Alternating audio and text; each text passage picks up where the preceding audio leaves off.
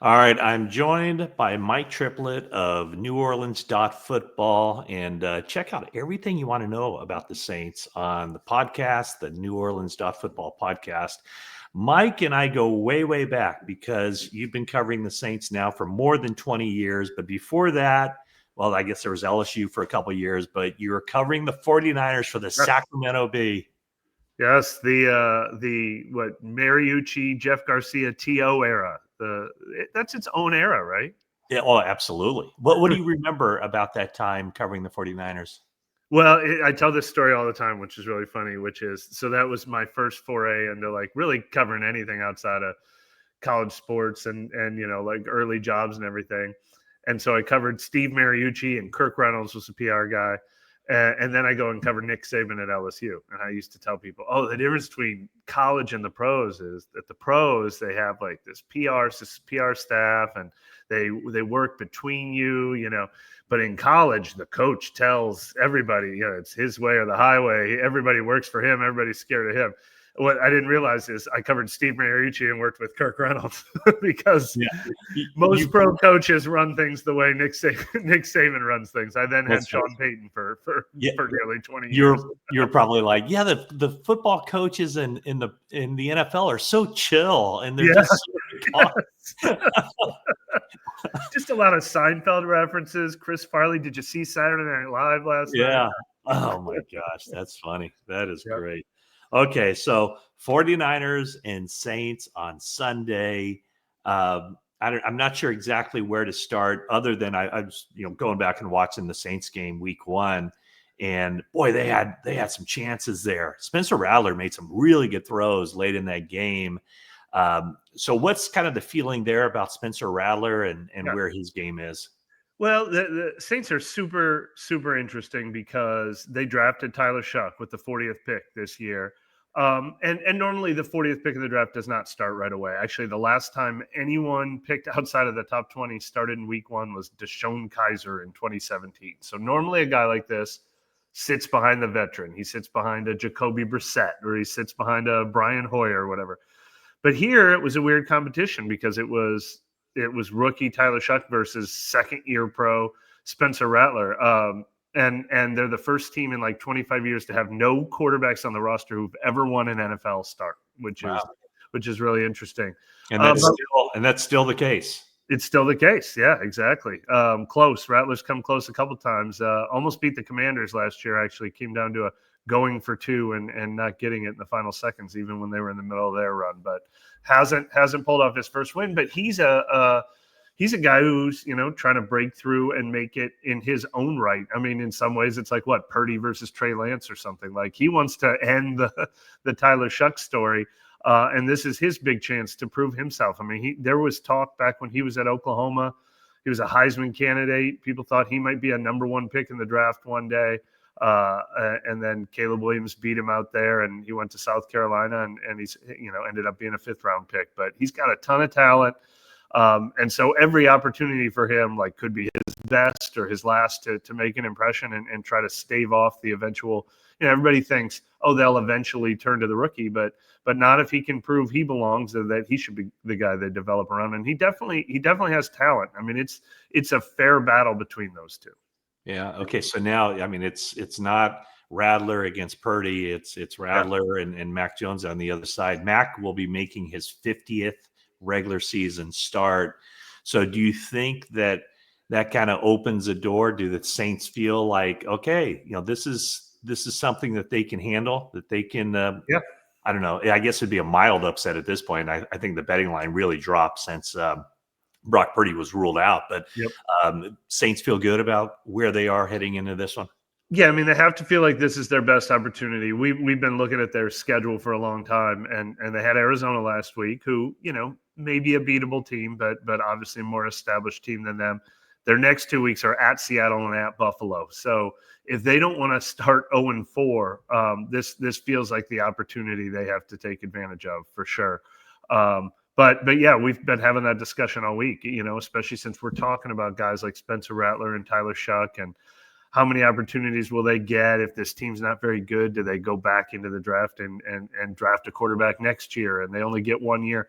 Mac Jones falls into that conversation of quarterbacks who kind of get chewed up and spit out. And, Tom Brady had that conversation that's been going all over social media this week about how long you get to develop, if they even develop you the right way, and then the league moves on from you. And it's just really interesting to me that Mac Jones is the first round pick who has 20 career wins. It's his 50th career start, as you said.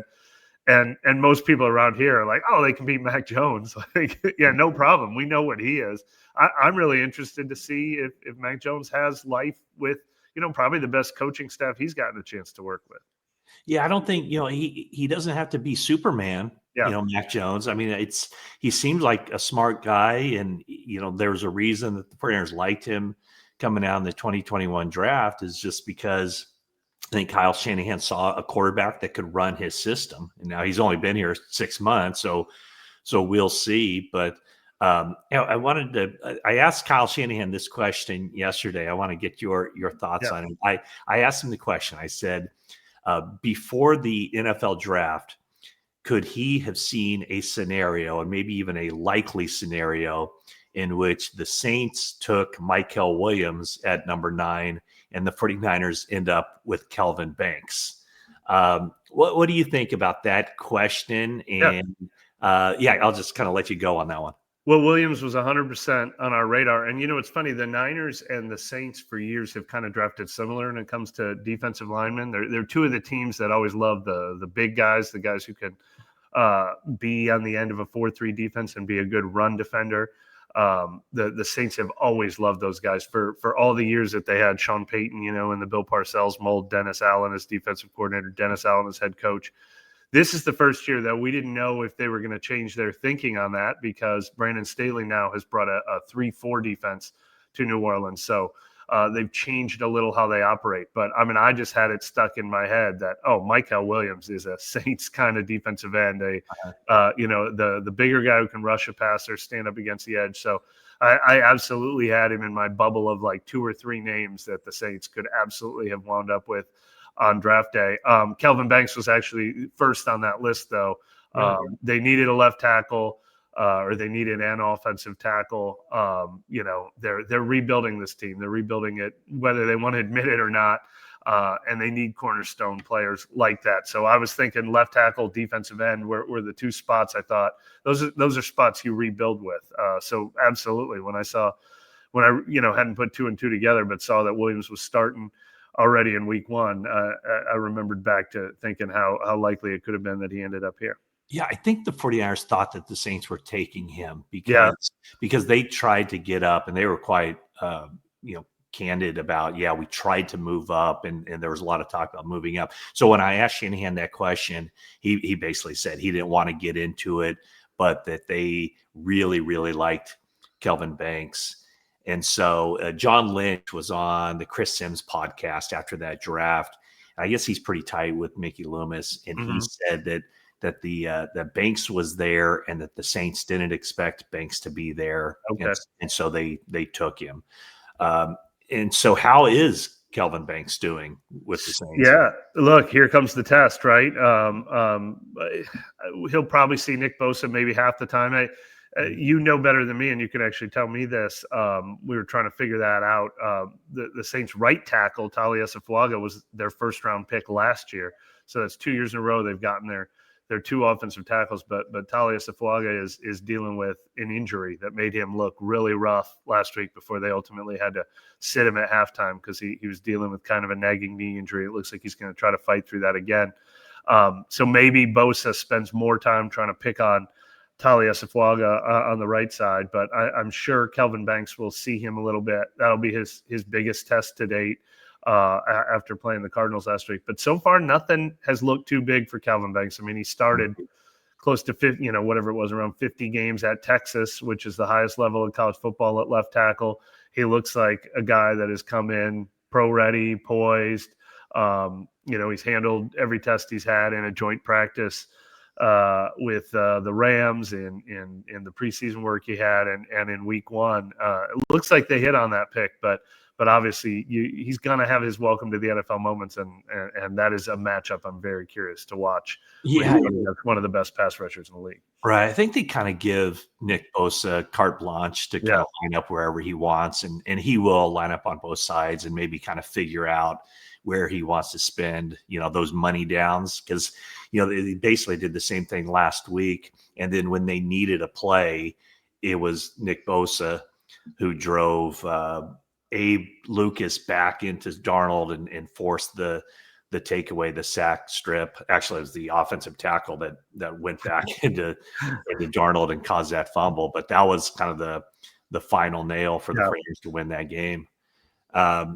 For the Saints, I'm looking at them. I was kind of, I shouldn't say surprised, but I was intrigued. Isaac Yiadom, who's with the 49ers last year, is now in the starting lineup. So how's he playing a really important role for them too. Look, Isaac Yiadom, before he got that deal with the 49ers, he had kind of, however many NFL stops he's had, he had finally really made his mark with the Saints. And that was in a previous defense under Dennis Allen. But he came up really, really big for the Saints when they had some injuries a couple years ago. They relied on him as an every down starter on the outside.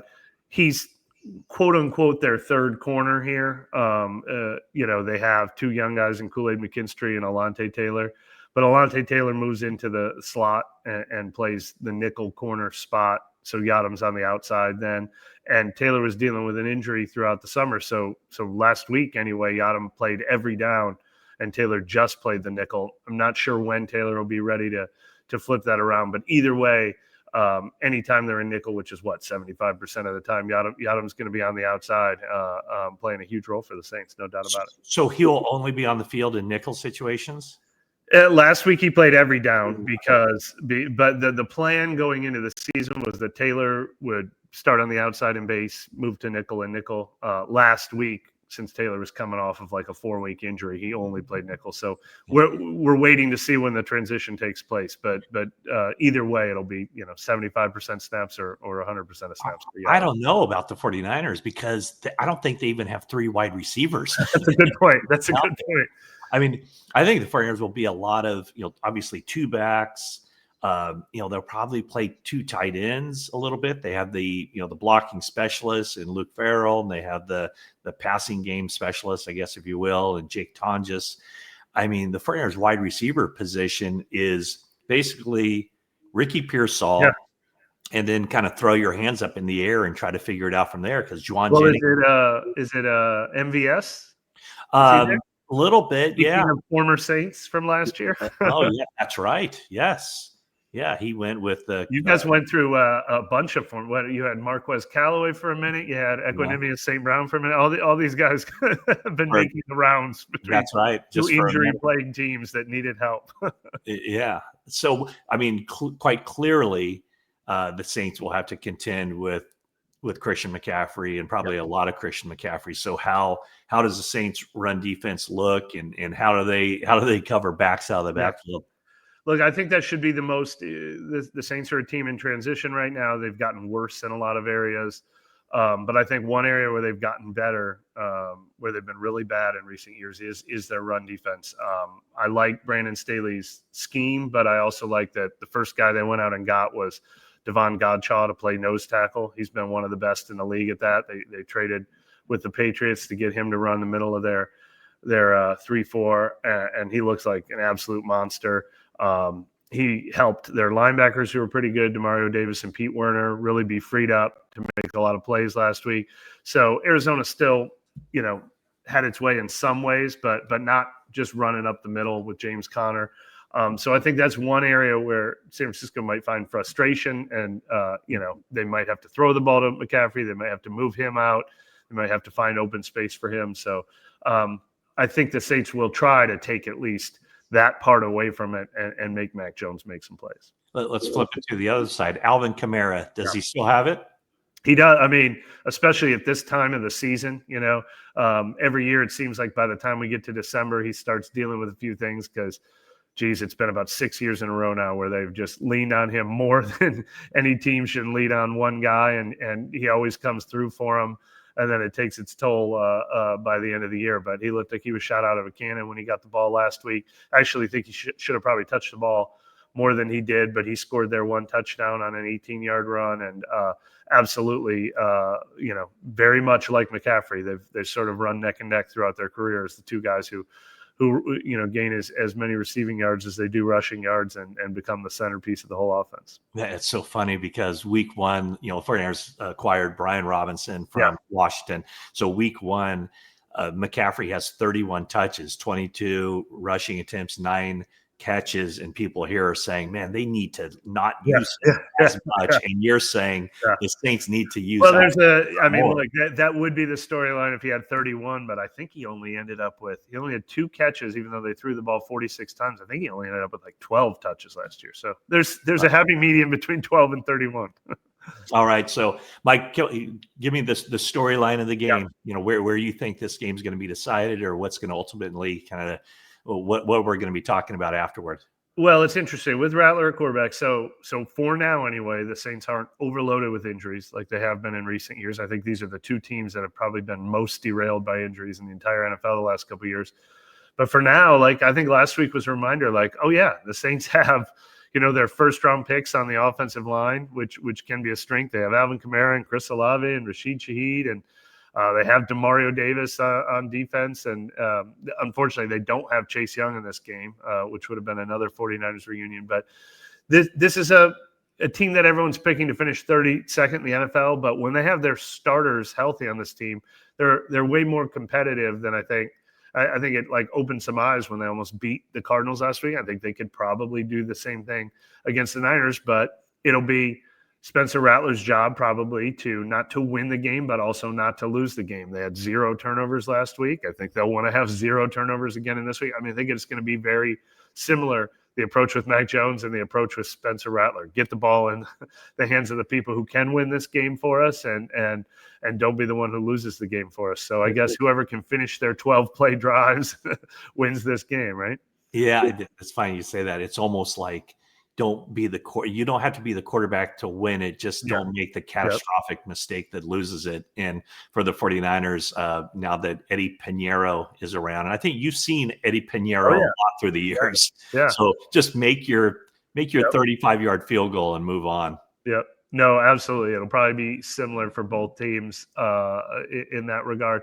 The Saints, I'm curious. Last week, Arizona sat back, even surprised them how much they sat back in 2 deep safety. The Saints receiving core is all speed. It's Brandon Cooks is their third receiver, Rashid Shaheed, Chris Olave. They're all deep downfield threats. And I think Rattler averaged 4.6 yards per pass attempt. It was take the 5-yard pass, take the 5-yard pass. And then they didn't finish in the red zone. I wonder if this week will be, all right, let's get these guys open deep. Let's take some shots, or if it'll be resisting the temptation to try to force that and stay out of trouble and not get so frustrated with not being able to take the top off the defense that they try to force an interception or something. So that's something we're definitely looking for in this week. My guess would be if he does take some deep shots that could be playing into the 49ers hands, because they're going to be sitting back there waiting for that.